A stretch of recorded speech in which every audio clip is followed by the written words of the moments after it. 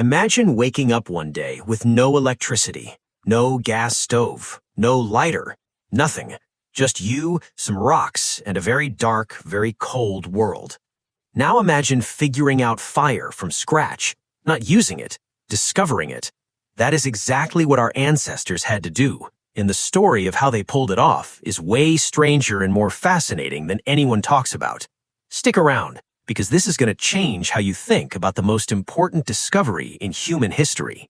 Scientists have found evidence of controlled fire use going back at least 1 million years. A site in South Africa called Wonderwerk Cave has ash and burned bone that old.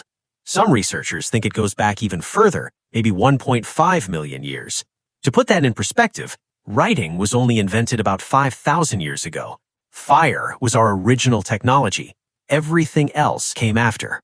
Early humans didn't invent fire, they found it.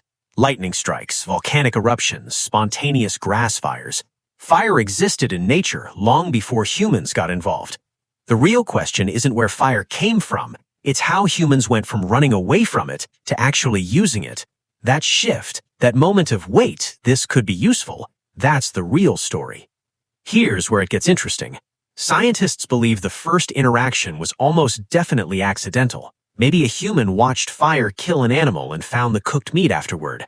Maybe they noticed warmth from a dying ember. Maybe a curious kid, because it's always a curious kid, poked a stick into glowing ash. Whatever it was, someone decided fire was worth the risk, and that decision changed everything. Once early humans had fire, the challenge wasn't starting it, it was keeping it going. For hundreds of thousands of years, humans were essentially fire keepers, not fire makers. They carried embers from place to place. Entire groups were responsible for making sure the fire never died. Lose the fire? Good luck. You're cold, you're in the dark, and something out there has better night vision than you do. No pressure. At some point, probably around 400,000 years ago, humans figured out how to create fire intentionally. Two main methods emerged. Friction-based fire, spinning a wooden stick against dry wood until the heat builds enough to create an ember, and percussion-based fire, striking flint against iron pyrite to create a spark. This sounds simple. It is not. Try it sometime. It takes serious skill, serious patience, and the right materials.